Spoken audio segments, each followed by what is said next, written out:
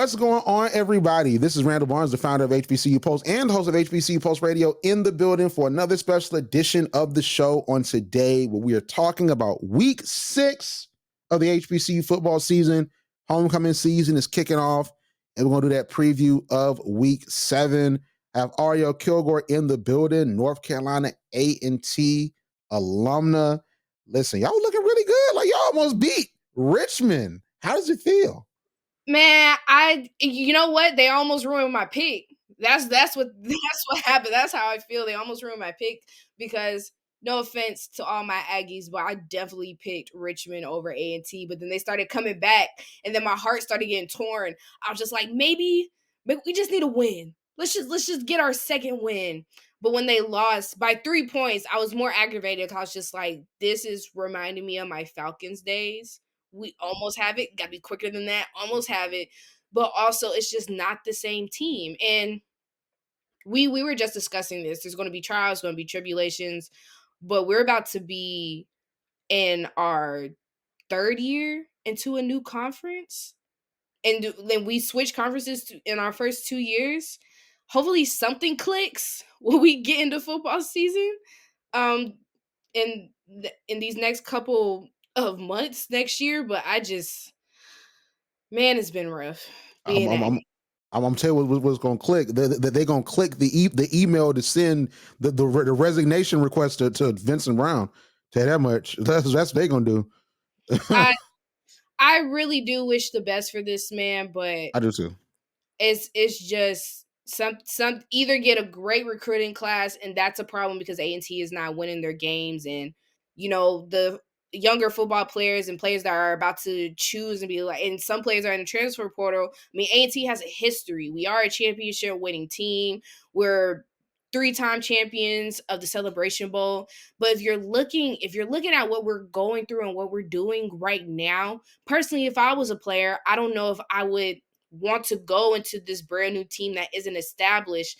And if you're trying to recruit like that and you have players with that mentality, I can get it. It's hard. It's not on Vincent Brown. But also as a coach, you got to find a way to motivate your team, switch players if you have to, figure out different positions. The competition is rough, but some of these games shouldn't be looking like the way that they look. So it's a lot going on, and I can only say so much. I'm not a coach. I'm not a player. But something has to start clicking before somebody gets clipped. We don't want anybody to lose their job right now. And you know what's so crazy? I totally agree with you. And you know who is clicking? North Carolina Central. They're clicking a little too hard for me. They are clicking because they beat Campbell bad, 45-14. They like everybody thought, like, man, they beat A&T so bad a couple weeks ago. That's their rival. They just were taking out frustration, and got Trey Oliver that was talking crazy, all different stuff like that. But nah, like North Carolina Central is trying to get it back in blood. And that was your game of the week, and you got a blowout. But a part of me thinks you really enjoyed that blowout. So tell us about the Eagles versus the Camels. That mascot's a camel. Yeah, crazy mascot comparison. But if anybody doesn't know, I am a secret fan. I can never just wear them and blatantly say, go Eagles. But I am a secret fan of Central right now. And if people haven't known, they're on a 3-game winning streak, dominating over against Campbell. So congratulations to them. And we also got to see Walker Harris kind of debut his little duality of being a running quarterback as well. He had a running touchdown in this game for 3 yards. So now we're seeing Walker Harris, who has an extremely good arm, and we said that he's always been a great thrower. But now he has the confidence to run in for touchdowns himself. So congratulations to him. Harris going 14 out of 23, 132 yards. Their backup quarterback had an interception, but the interception was towards the end of the game, so it really didn't matter. They are already up 30-plus points by then.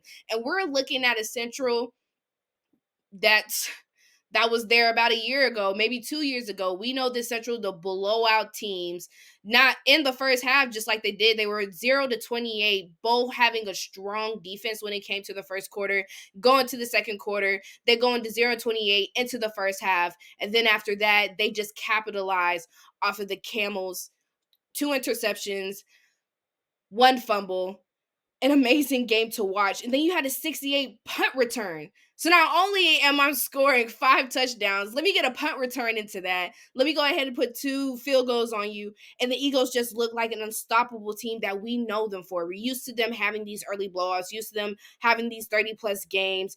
And Central was averaging more in their passing game than they were in their rushing game, over 350 yards in passing. I think the total number was 357, maybe 360. But they are looking like an amazing team. And if I have to call it early, because we're seeing Howard struggle a little bit, we still have to see how South Carolina fares when it comes into this conference game. But I would say Central is about to be the competition that one of the SWAC teams has to play, because they're ready to go back with Trey Oliver. And what also, if people haven't noticed, these plays have been quick. Every time that they've been on the field for the past 6 games, they have been 4 minutes and under in each play. So Central is getting on the field and getting out and make sure that they're using the clock wisely. And I would say that's probably one of my favorite things about Central. You look at Central, they're not spending over 6 minutes, they're not spending over 7 minutes, because Trey Oliver is a clock coach. He wants to make sure that if we are down, if we do need to come back, that I'm snapping the ball and I'm getting off the field quickly and letting my defense do all the work. You talk about an efficient team. You talk about this is how you want to play. A&T, South Carolina, every other team that is watching Central right now, this is how you need to play. On the field quick, off the field quick. Make sure you get the ball back and force those fumbles. When you're looking at Campbell, I just think the quarterback throwing those 2 interceptions and really getting that QB rush. They were blitzing most of the time during the third quarter, but other than that, you just have a strong defensive line coming out of Central. So he felt really overpowered. He wasn't steady, wasn't able to set his feet most of the time. So even though he had some really, really great throws, Mascow Jr. just could not get himself together when it did come to his game, forcing those 2 interceptions, going 10 out of 17 and only 92 yards. But I really think what helped Central capitalize on going all the way down the field, let me tell you that Taylor and Peterson had a night. They had a night when it came to rushing yards, had a night when it came to running yards, and then you look at all the other players that helped for this team. Central has something that I haven't seen in a very long time, but also what I haven't seen throughout the season. Like we were talking last week, we think Walker Harris has finally found his footing. We think that he's finally confident in these games. Definitely confident if you're running in for your own touchdown.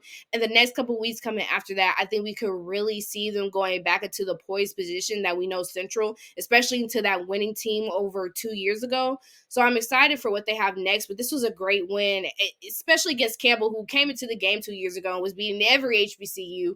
A&T won that game, and Central had lost to that game 2 years ago. But now they're looking like the championship team that we know and love. So I'm super excited for the rest of the season. I hope I see them in the Celebration Bowl, and Trey Oliver deserves this win more than anybody else. When I tell you that if North Carolina Central makes a Celebration Bowl and FAMU makes a Celebration Bowl this year, and we didn't get it last year when Davius Richard was there, I'm going to be so upset. And I'm going to be even more upset at life that Davius Richard is now not at North Carolina Central, because he's since graduated. And now you have Daniel Richardson, who arguably is like a better quarterback than Musa. I would have loved to have seen that matchup. Daniel Richardson versus Davius Richard in Atlanta on ABC with Kamala Harris in the building as well. She was there. You know what I'm saying? Like Kamala Harris could be like, oh, these guys are good. You know what I mean? Like I could have had the future president seeing y'all play football. But if they make it, I'll be very upset, because they should have made it last year. But Howard, they handled business, and shout out to North Carolina Central. But what I will say, and we both said this, is that South Carolina State, I'm very proud of what Chennis Berry is doing. He's proving a lot of people wrong. He's getting those out of conference wins, which is what MEAC teams do. And they're currently what? I think they're 3-2. And your losses, you lost to FAMU and you lost to Georgia Southern. I can take those losses. Those are good losses to me. And you beat Tennessee Tech and you beat the Citadel. You know, I mean, look, I think Buddy Pugh is very happy as he's looking at, and so we're gonna see what happens. We're gonna see if Buddy Pugh gave Chennis Berry that beat North Carolina Central game plan, because it might get interesting. Well, I know, because if you're looking at the record, South Carolina State only beat Central once in these past 3 years. The rest of the time, Central has been dominating South Carolina State. But the one thing that Central doesn't have is beating most of these teams that are out of conference like South Carolina State does. South Carolina State has been winning on the road more than the Central has this season. So they kind of have that upside as well. And then you be in Tennessee Tech, you're doing a lot of things that Central was kind of struggling to do without Davius Richard. So having this win this past weekend, like I said, there is much competition. Howard is kind of trailing off a bit, as proving to be that maybe this will be the year that Central beats them. But I do think they should watch out for South Carolina, because South Carolina, you got Chennis Berry. He invented the running back, and he has a really good D-line. So, when you're thinking about two teams that have established the run and also two teams that are really good defensively, I just think with Chennis Berry, he edges out a little more just because that is his position and that is what he plays and that he's what he's good at. But then you have Trey Oliver, who is a championship coach, but you have to keep coaching them to be a champion. And what I think Chennis Berry has is we always love a good underdog, and Central knows that because they were the underdog 2 years ago. So you're about to battle some dogs against some Eagles. We already know how that flies. We've seen the past 2 weeks with UGA playing Alabama, and then we also kind of seen it with UGA playing these other schools. So, hey, I'm excited. You also saw it with the Eagles and the Falcons. Everybody's not meant to win. It's just who wants it more. But whenever they play each other, which is going to be in those last 3 weeks, that's really going to determine who gets out and who gets who. But I would love Chennis Berry to get his appearance as a head-time coach for the first time in the Celebration Bowl and bring South Carolina to that Celebration Bowl. And maybe it's been over 5 years, maybe actually not even 5. 2021 against Deion the first year. Yeah. So, hey, maybe we get to see it again. I'm excited. Yeah, and I want to say another team that wanted more. Vanderbilt wanted more than Alabama. I tell you that much. They wanted it more. Like not Vanderbilt done beat Alabama. You can't one of their more embarrassing losses, but I mean they're doing great. You beat Georgia, you get number 1. Now you kind of jump a little bit to number 7.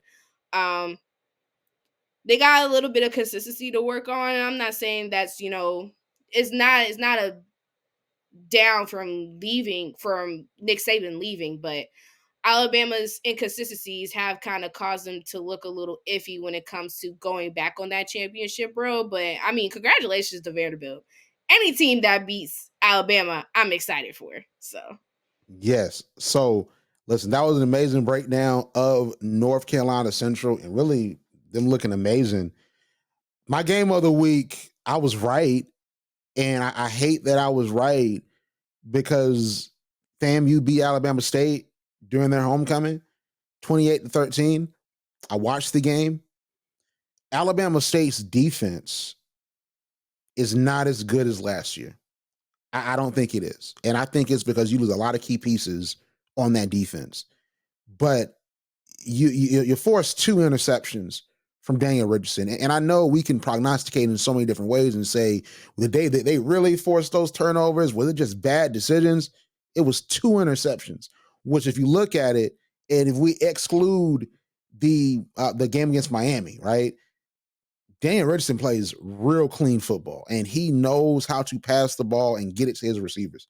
The fact that you were able to hold him to under 200 yards passing when he threw 30 times, and then he got 3 touchdowns through 2 interceptions, that says a lot about that defense. And I think that says a lot about Eddie Robinson and his coaching staff's ability to have formidable defenses. Because once again, you have an Alabama State team that, even though in scoring defense, I mean, they had a team score 28 on them. That's not ideal, right? But if you look at the game, the defense doing what needs to be done, and the offensive line is really good.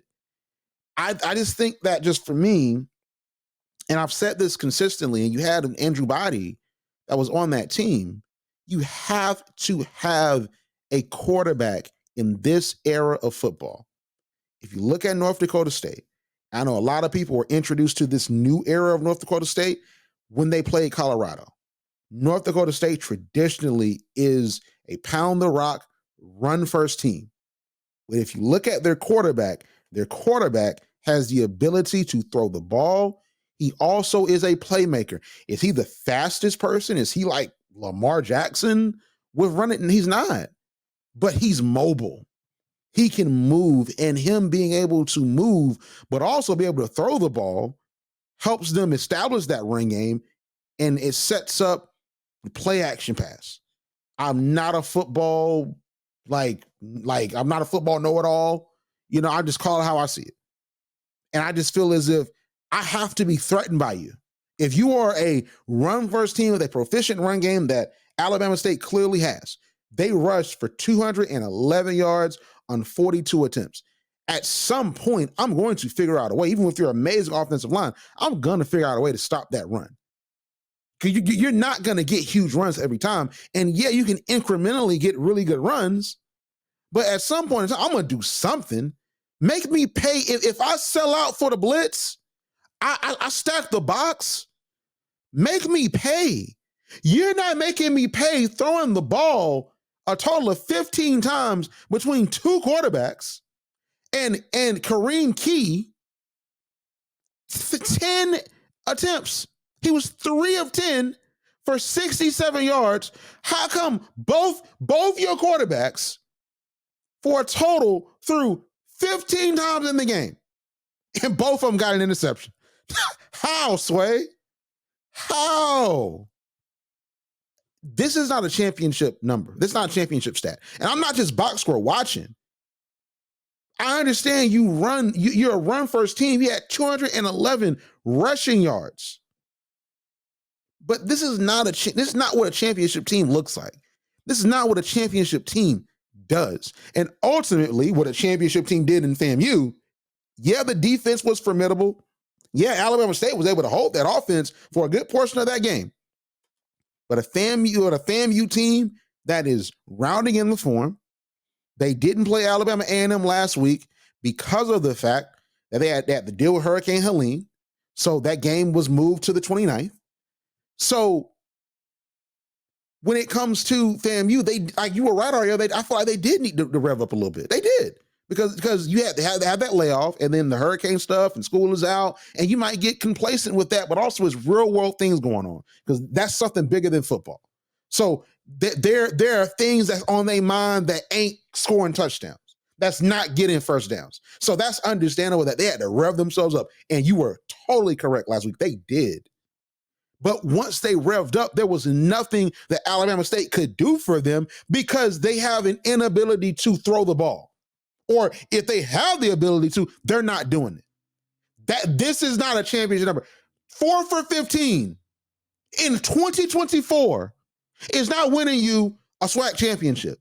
It's not winning you a Celebration Bowl at all. You're not even getting there. And you're definitely not going to get to the FCS playoffs, because you go to the FCS playoffs playing that, a real running team, a real balanced team is going to beat you. Because, listen, the SWAC and the MEAC, they gave it the automatic bid. So what you have is you're going to run against a top opponent like North Dakota State, and they're going to show you what a run team looks like. So I'm just so disappointed in Alabama State. I'm disappointed in them because I felt as if they were going to make the Celebration Bowl. And you got Andrew Body, the biggest transfer in HBCU football. It wasn't Daniel Richardson. It wasn't anybody that transferred from Power 5 or Group 5 school. It was Andrew Body, because we've seen his tape at Texas Southern. And he gets injured that first game. But you weren't planning to play him as a quarterback anyway. I don't know at this point. Well, I just really don't know. Well, I mean, I feel like what Eddie Robinson Jr. was trying to do is basically what the Saints do. You have a Taysom Hill, you got a Derek Carr. I'm going to put you in where I put you in. But when you're looking at how big Andrew Body is and how skillful he is, he should have been your main quarterback in the first place. And I do agree with you. FAMU, yes, they had to rev up and they had to look great. But Alabama State, we already know that they had certain kinds of problems when it came to their defense. It wasn't bad playing against FAMU, and I think they did an okay job. They did a good job trying to play against a team that is bigger and stronger. My thing is, what I think is happening to Eddie Robinson Jr., and you kind of said this, there is no set quarterback. And without a set quarterback, you're kind of just flipping through. We flipped through Andrew Body. We flipped through Jonah O'Brien. Now we have Kareem K, and then you have Zach Sims. And then next week, when they play against Mississippi Valley State, they have another quarterback that's coming in, because what he's trying to do right now is figure out who is going to be the key into winning games. But when you keep changing your main position, which is your quarterback, who is your leader, who is essentially going to call the plays, who is running the ground, who is making sure that everybody's in their position and setting up for what we're finna call against the defense of the opposite team, and you're not getting that right now, you're self-destructing. So to me, it doesn't matter which game they go into. Even Mississippi Valley State, that's an easy win. But when you have to look at them past that, and you're trying to get wins out of these other games, but you don't have a set quarterback, and you're running out of quarterbacks apparently, you can't be the dominating team that you want to be, no matter how many good wide receivers, how many times you're running the ball, how great your defense is, how great your special teams is. If you're returning a punt return, if you're forcing fumbles, if you're getting off interceptions, what they did have that interception in return, it doesn't matter what you do. Eddie Robinson Jr. keeps going through these quarterbacks, and some of these quarterbacks don't play as the same styles as what your offensive line is used to playing. So you're going to mess up your center. You're getting crazy holding calls. You're getting penalties that have nothing to do with what's going on with your team, but what's going on with your quarterback. You're confusing everybody. So happy that FAMU gets this win, and I pray for them, because now they got Hurricane Milton coming in. So maybe if they're in that danger zone, this is like another week off, maybe kind of pushing their season where it's forced them to play away games, which we'll get to see how they really look and if they end up in a position to be good later in the playoff season. But Alabama State, after this, to me, their season is done. You don't have anybody that you can trust that can throw the ball, that can be efficient more than what you have on that line. And that's Eddie Robinson Jr.'s fault. You should have took the best transfer that you had, like you said, which was Andrew Body, put him in that place and put him in position not to get hurt. I mean, people get hurt, but not to be hurt that bad where it's season ending, and at least have something going for your team. But now I think there's less touches in practice. I think you're trying to figure out who's going to be your QB1, who's going to be your QB2. And this inconsistency right now is causing him to lose games. So to me, it overlooks how they played this weekend, how good they may have played defensively against FAMU. You need a quarterback. You need to figure that out now, because you're going to keep losing games if I see another quarterback on the line that's not adapting to the style of what you already have for this season. It's not looking good for him. It isn't at all. It's sort of disheartening, because it's like I really thought that they would be good, and I thought that FAMU game was going to be a movie, because if you look at the last time that Alabama State played FAMU, that defense held up, and FAMU looked very beatable that game, and they were in Tallahassee. So I thought that now you give Eddie Robinson Jr. another year. He clearly is doing something right on defense. And then you have a hot shot transfer like Andrew Body. The story sort of sells itself, but he gets injured. But not even just the injury, even if, and I'll say this, then we'll move on, even if there's a system in place. Because if Andrew Body gets injured, but you have a good offensive line, all right, and that offensive line can protect the quarterback, and you have a quarterback that is worth his salt that can throw a little bit, and then you have that great running game, and the offensive line knows how to open up holes in the run game from their blocking. I think that they'll still be good, but it's on him, because ultimately I can't fault the offensive coordinator. It's on him because he makes those decisions, and those were personnel decisions, and ultimately those decisions on how to do that game plan, it had to come through him. Because I know with football it gets tricky, because the football coach within itself, yeah, you have football coaches, some of them call offense or defense, right? But at the same time, it's not like basketball where the head coach, yeah, you have assistant coaches, but the head coach sort of is the be all end all. Like, this is football where the coach at points, they are the CEO. Now you have more coaches that are more CEO than they are tactician, but ultimately still you make those decisions, because those personnel decisions and what you do on fourth down, like what you do in these key moments, is on you.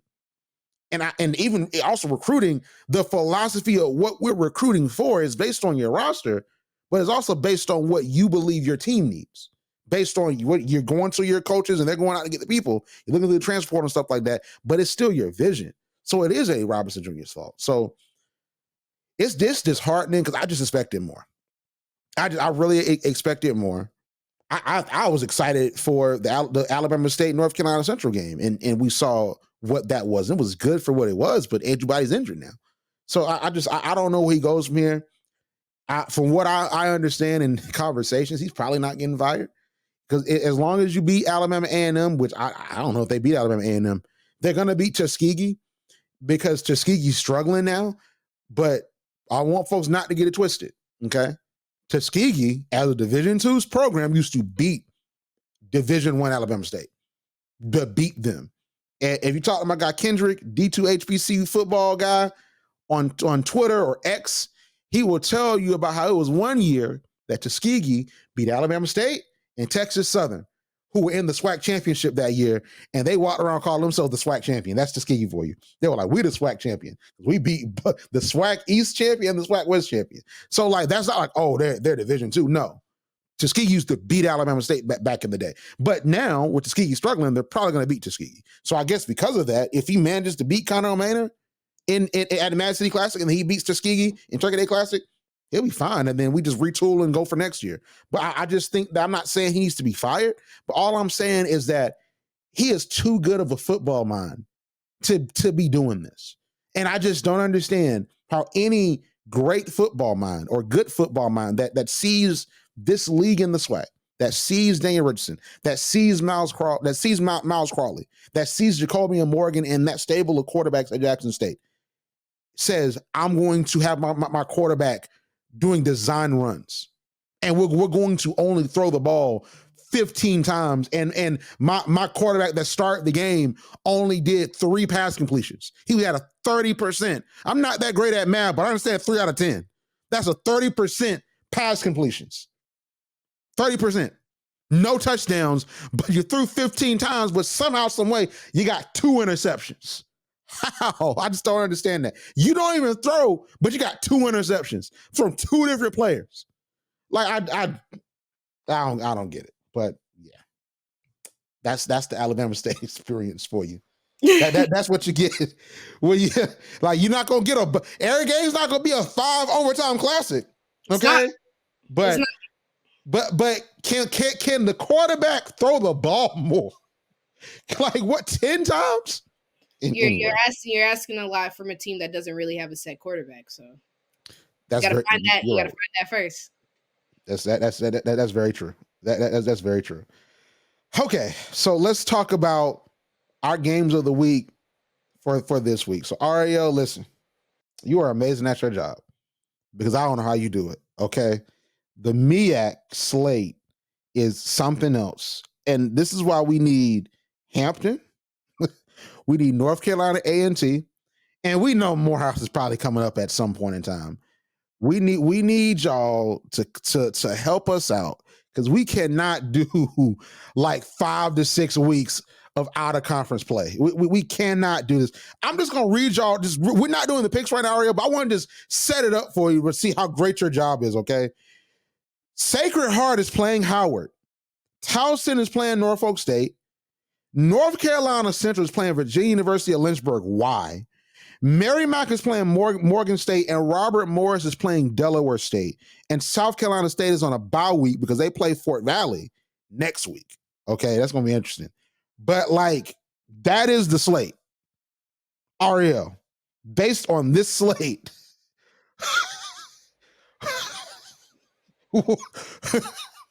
what is your game of the week?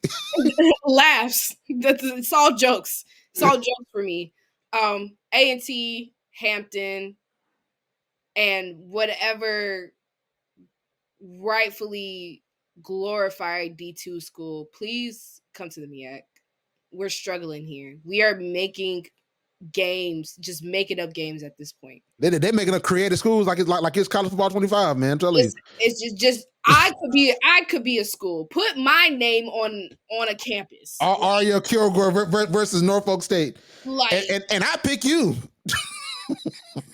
over Norfolk State right now. I'm just you. You know, it's unfortunately, I mean, Arielle, I would choose you over Alabama State because at least I know you throw more. Like, I personally, I think I would probably be more of a running quarterback because I just you like fit right in Alabama State. Then go to Alabama State. Then you don't need to be. I want to be the Lamar Jackson of my team. I don't need y'all. Y'all are just here to make me look good. I could do it by myself if I really wanted to. And who gonna check me? Because coach on the sidelines is just do you. And I'll be like, all right, coach, bet. But back to the subject at hand. Unfortunately, Townsend and Norfolk are my game of the week. Oh And wow! Oh my yeah, god! I know. I mean, who else was I really going to choose? Who else could I really have chosen, Randall? That's true. This is the most competition I think I'm going to see. And apparently I say that just because I would love to see how these two black quarterbacks are dynamically and how they are going to play against each other. We got Carlos Davis, who is looking pretty good on the season. I mean, Townsend already being 2-3. He's 588 yards, 3 touchdowns, only 2 interceptions of the season. He's one of their more efficient quarterbacks, but they also have Brown, who isn't bad at all, but I would say he is a better choice for Townsend. That is going to go against Daniels, who is 831 yards in the season, 6 touchdowns with 3 interceptions. But we all know that Norfolk State hasn't been the most efficient when it comes to passing the ball, nor when it comes to making it to the red zone and scoring. Both of these teams have their deficiencies to work with, but more overall, I think this is going to be more of a talent challenge going into Norfolk State and seeing how they fare against Townsend, because Norfolk State has played Townsend has played some pretty tough competitions to where they could have been winners, but obviously we're not. We are still trying to power off Norfolk State. That made it a 1 point game against Florida A&M in that MEAC SWAC challenge.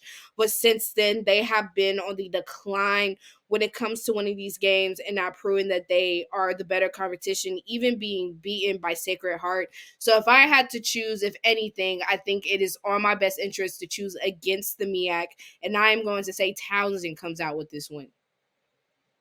Okay, I think Townsend too. I think Townsend is going to win this as well. I'm sorry, I'm not going to lie to you. I'm very distracted because I just found out that Cam Newton is going to be at Tennessee State with Stephen A. Smith at First State. So yeah, I'm Are in you my mind. serious? Yeah. This is So gonna be the most egotistical, proper, like real. Oh, I gotta watch that game because them there together, that is a weird combination. But also, I can see it being real. Like the vibes are going to be there, and yeah, I mean, I mean, yeah, Cam I feel it. Cam Newton to me is a like he's still football. He has a crazy mastermind ability when it comes to how the game should be played, technicalities and everything. You know, Stephen A. Smith is having him on our show one time, and just the way he talks and the way he speaks. He knows what he's saying, but just the personalities. Cam Newton and his bougie Francois, like just him, and then Stephen A. Smith, like, but Cam. Let's talk about it. And one of them's gonna throw a slick trick, and it could get a little, off of this interview. Cam Newton is not going to handle it like how they've been talking to him about Travis Hunter and Shador Sanders and him going to Colorado State and that thing. They're not going to handle it there. But I can see this show right here just being a little it's going to be a little snippy, and I'm here for it. Yeah, that's going to be a thing, and I gotta write that article for Clutch Points. So I mean, Clutch Points, if you watching, Woo! article's coming. Say that much. Listen, you going to Um, be a lot to talk about. I can tell you yeah, that. yeah. Oh man, listen, we needed. Okay, we in a news drought. Cam is gonna cause the clouds to open up. It's gonna rain. With that one, because I know it's gonna be some stuff said, and then like that's gonna be a good. I'm happy for Tennessee State because Tennessee State, they got a lot of stuff going on, new president, and they're trying to sort out the financial side because they're owed $2.1 billion by the state because they're a land grant institution. Give them their money. Maybe Cam Newton can help them go get it. I don't know. Maybe Cam Newton can help them go get it. Or Cam Newton, give a generous donation, sir. You're still rich. Anyway, he's still rich. And Stephen A. too. Anyway, Grambling versus Alcorn is my game of the week. There's not really too much to say here, except I think that we could look back at this in December and say that this was for the SWAC West championship. Like this is for the SWAC West champion. I think Grambling wins. Alcorn, they're 2-0 in conference. Of course, we know that Grambling lost to Prairie View in that 5 overtime classic. They talked about fixing things and cleaning certain things up.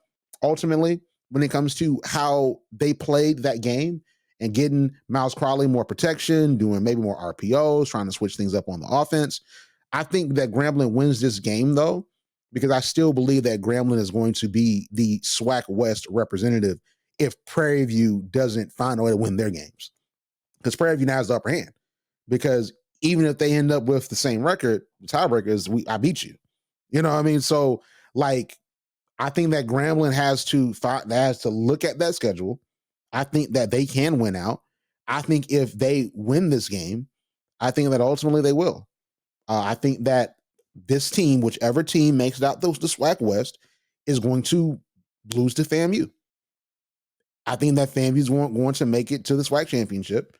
I think that FAMU, barring what happens next week when Jackson State plays FAMU, and that's my game of the week next week, spoiler alert, that's going the winner of that game is likely making it to the Celebration Bowl. I think Grambling can beat Jackson State, but I don't think Jackson State makes it. I think FAMU makes it. So that's sort of how I look at it. There's not really too much more for me to say, just because I think Alcorn they're 2-0 because they played like not great teams in the SWAC.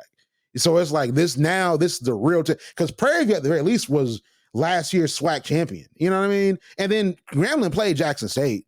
So it's like they've played tough opponents. And then they got an out-of-conference win, Texas A&M Commerce. I mean, it wasn't the prettiest win, but they got it. So I think Grambling gets it, but it's just another day at this point. I mean, Grambling still proves themselves to be a tough team. Like you said last week, they just ran out of gas. But to my point, you can't run out of gas, especially when in the MEAC, we'll see this coming in November. But when you're starting to play these conference teams, where it's like that one game difference, where yes, if I win or lose against this team can really determine the path that I'll take to the championship. So, I mean, of course, Grambling is going to take this seriously. And I know they're going to come into this game like, all right, I know you saw that Prairie View loss, but we're still Grambling. And Alcorn still is struggling offensively to me more than what Grambling is going to expose in this game.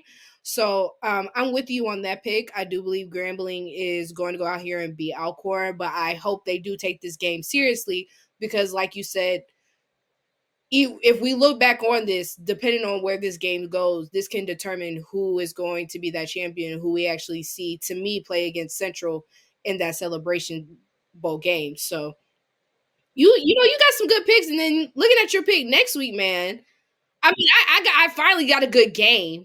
I don't know who I'm going to choose yet. I'm still deciphering off of what happens this weekend, but like I'm jealous. Yeah.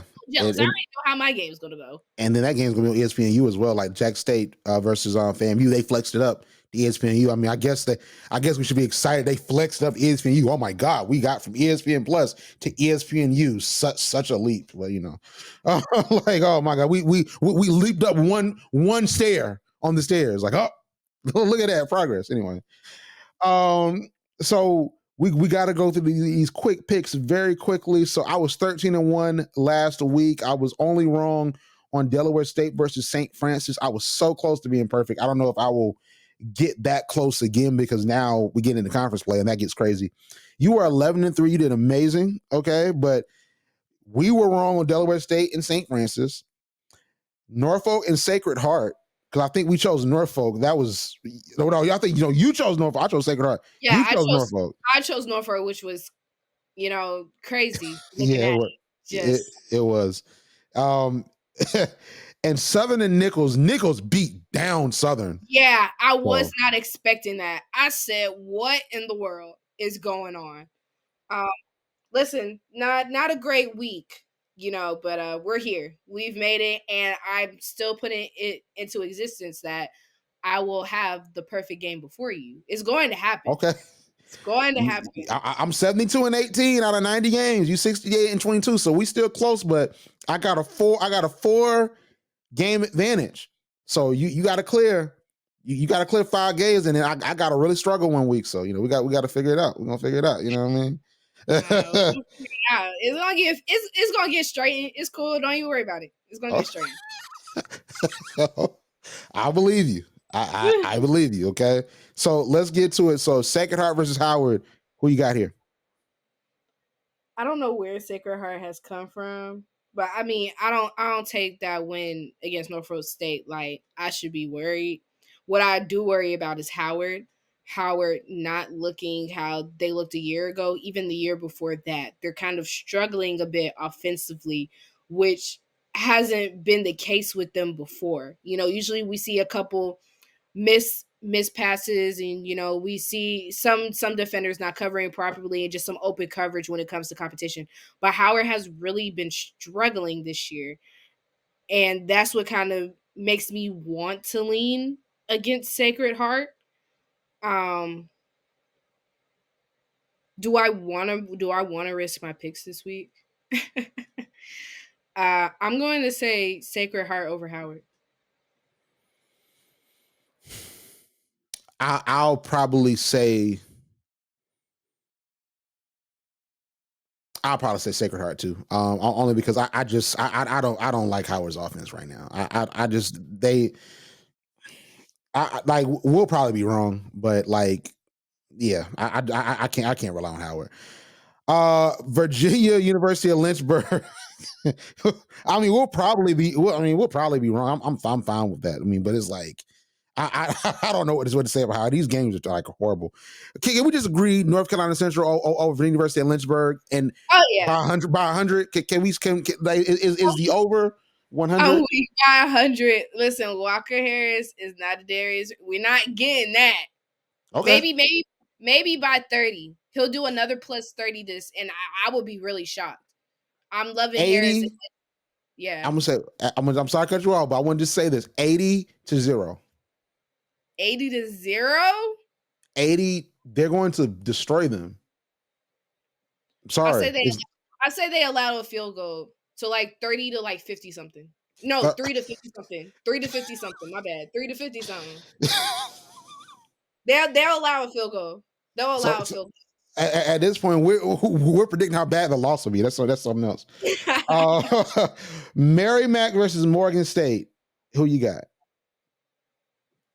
Merrimack all dressed in black. Yep.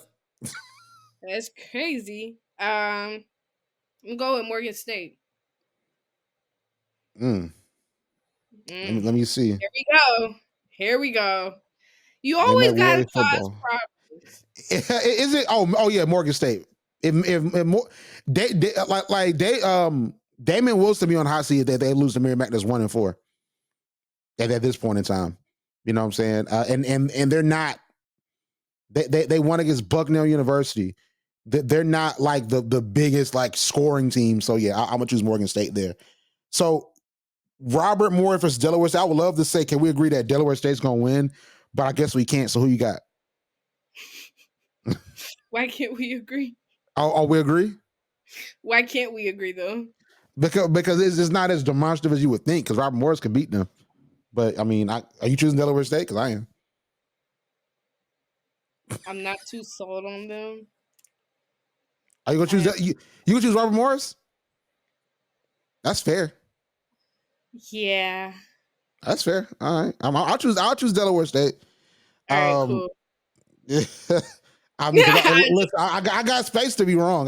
Delaware State is not doing what I need them. I don't trust them. They don't have my trust right now. Listen, I'm not gonna lie to you, and people can get mad at me because like it is what it is. They don't have my view at this point. I'm not gonna sit here and lie to you. Like, you're not even in your line of sight. That's crazy. Like I'm not gonna like. I will watch the highlights. I'm gonna read the recap. It's just too many college football games. Like oh, he don't watch Delaware State. No, I don't. Like I love Delaware State though. You know what I'm saying? But no, like I'm working too. It's on a Saturday. I got other articles right for that. Nah. Okay. Can we agree Prairie View's gonna beat UAPB? We can always agree on that. We can always agree against anybody against UAPB. Okay, so we agree on that. So Bethune-Cookman versus Alabama A&M. Who you got here? Unfortunately, I got Alabama A&M. Okay, I thought you would say Bethune-Cookman. Alabama No, A&M for sure. I I'm thought you were going to say sorry if I Bethune-Cookman. scared you. No, that I didn't mean to be that drastic, Bethune-Cookman. My bad. I didn't mean to like. But yes, Alabama A&M. My bad. My bad. My bad. their only win is going to be against Mississippi Valley, and maybe not even that. But we will see. Raymond Woody got to figure something out.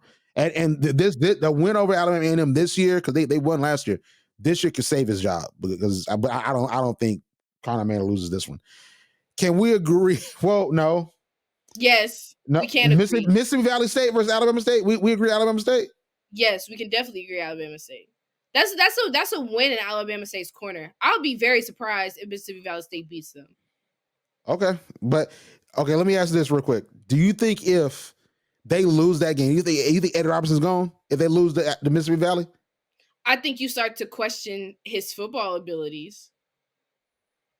I do question. I'll begin to question that. I don't think this is the kind of team that you question his job, but you question more about his game plan and how they recover. I don't think like this isn't one of like Mississippi Valley State isn't one of those games worth losing my job over. That's real disrespectful if I lose my job over Mississippi Valley State. Yeah, because you're supposed to beat those schools. You're supposed to beat Mississippi Valley State. Like you're like those are wins you're supposed to accumulate that puts you in the running with Jackson State and FAMU and really Alabama A&M. Like those are the wins. Like you're supposed to be so good that like that's an easy dub. But the fact that like we gotta like will they lose? That just like that says a lot about where we are with Alabama State. But but to me that like losing if they did lose against Mississippi Valley State, I'm not questioning his job. Now I am starting to question where you bring in my team the week after that. But I'm not questioning your job over a loss to that team, but it shouldn't be a loss. It should be a win. That's why we agree Alabama State is going to take the W this weekend. Like don't start Jason stuff, please. Okay, all right. Okay. So these games this week. Oh my god. Oh. I want to preface it by saying, can we agree Texas Southern is going to win? But I don't know. Who you think got this one? Oh, I was picking Texas Southern. Okay, we can agree. I've learned my lesson choosing Southern. I've learned my lesson. If Nichols beats, they beat Southern 51-7, and then Texas Southern goes in and loses, I would be shocked. But it would give credence, and this is something that this is not an original conversation for me, nor is it an original comment. But it's been a lot of conversation about only winning SWAC games. Like Connor Manor said, I only get paid to win SWAC games. If Terrence Graves is like he goes and he beats, because I think didn't Prairie View beat, or didn't Southern beat Prairie View? Didn't Southern beat Prairie View, didn't they? This year? I'm like, yes. Yeah, this year?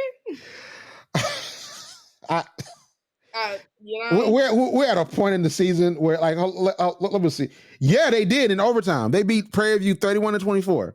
Okay, if Southern beats Texas Southern, I guess what Connor Manor said, he said the quiet part out loud about all SWAC coaches. Well, I get not all of them, because I don't think that FAMU thinks that way, or Mickey Joseph. But like, I get paid to win SWAC games. Like that would literally. Like Terrence Graves, like you lose 51-7 to Nichols, but you beat Texas Southern. You get paid to win SWAC games. I guess you do, sir.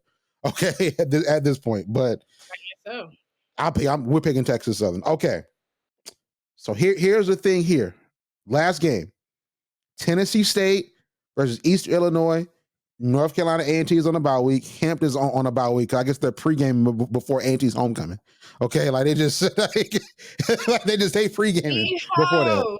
Yeah, they just like, oh, we gonna take a little break. Okay, get your classes in order because we in Greensboro. Okay, like they know.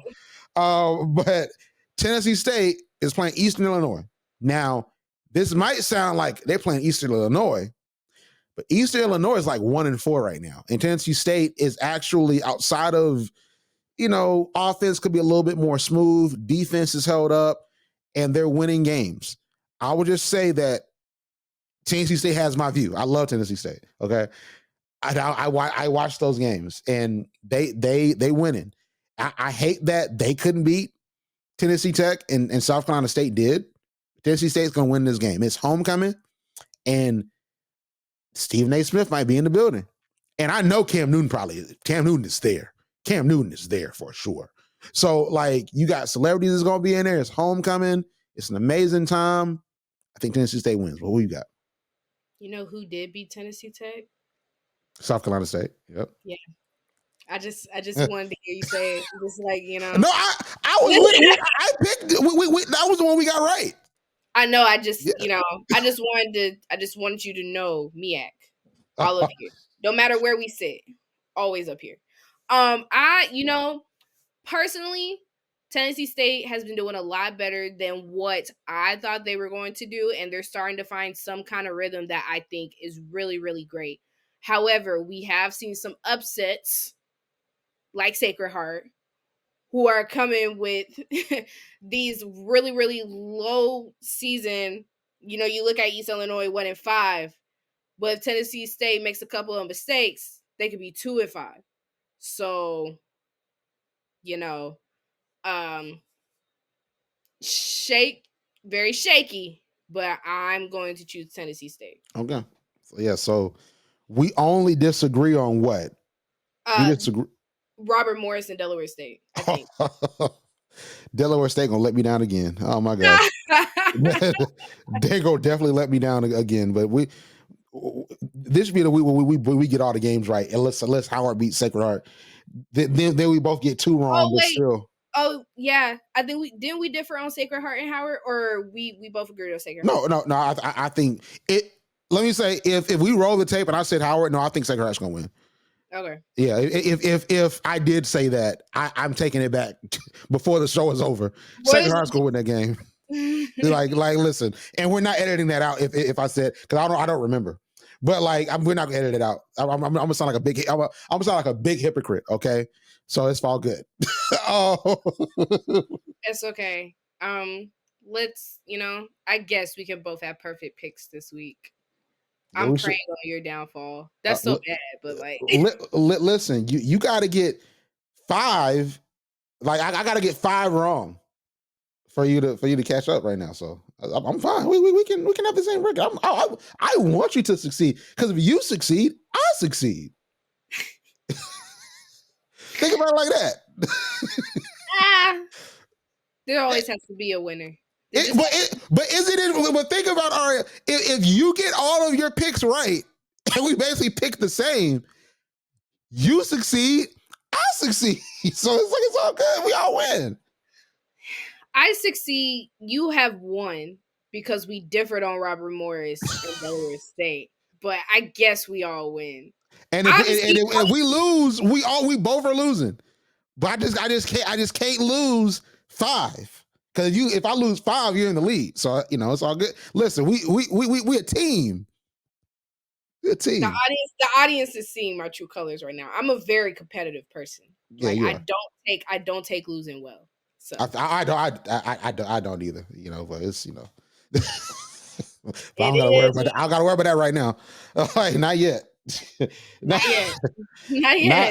Not yet. You get these conference games for the MEAC. But Arielle, great show. Where can we find you on social media? You can find me on Instagram at __.marterdayari, or put me in the hot seat on X, formerly known as Twitter, as @riri__, or check out my new website, ariellekilgore.canva.com. I love it. You're listening to HBCU Pulse Radio. Like what you hear? Yeah. Subscribe to HBCU Pulse Radio on Apple Podcasts, Spotify, or wherever you get your podcasts. Also, head to hbcupulse.com to stay up to date on what's going on in the HBCU community. Thank you for listening to HBCU Pulse Radio.